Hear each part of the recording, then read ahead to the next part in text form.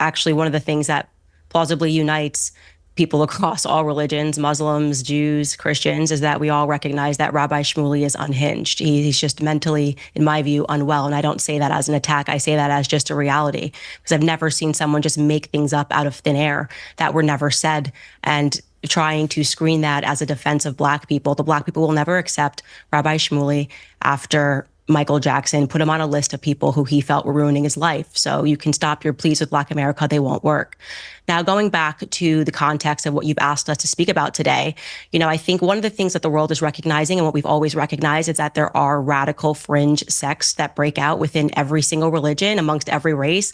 There's white supremacy, there's Black supremacy, there's radical Islam, there are all of these Christ cults around the world. And I think right now it's important for people to understand that radical Judaism is also a thing, and you're watching an example of it right now on your screen.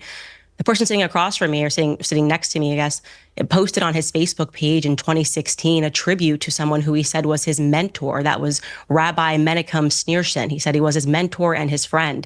Now, for those of you who are not familiar with Rabbi Schneerson, there were some Jews who believed that he was and is the Messiah. So rejecting Christ, but believing that that rabbi was his Messiah.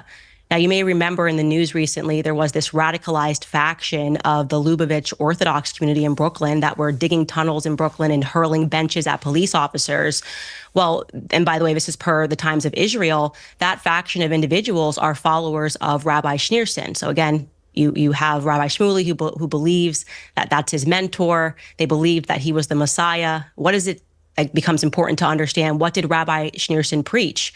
Well, he preached Jewish supremacism, the hatred of all non-Jews. And you don't have to take my word for it, because if I said it, they would say that's anti-Semitism. You should instead take the word of the two Jewish professors who translated his work. Those authors' names were Israel Shahak and Norton Mezvinsky, and their book was entitled Jewish Fundamentalism in Israel. From that book, we learned that Shmuley's mentor, Schneerson, describes the difference between a Jew and a non-Jew. And he says, quote, "Thus, we do not have a case of profound change in which a person is merely on a superior level. The body of a Jewish person is of totally different quality from the body of all nations of the world." And he talks about the substance of the Jewish body versus the substance of non-Jews, saying that the inner quality, quote, is so different and so great that the body should be considered completely different species.